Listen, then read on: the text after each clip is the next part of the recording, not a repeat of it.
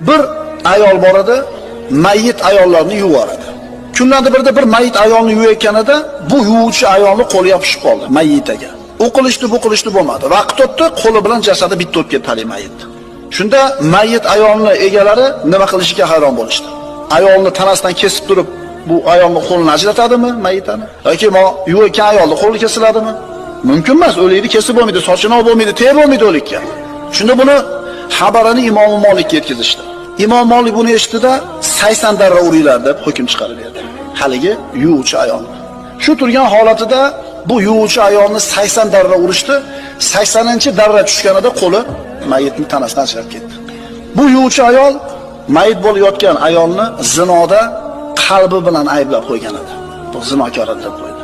Qatida birodar qalbi bilan g'iybat qilgani uchun javobgar bo'ladigan bo'lsa, tili bilan g'iybat qilsa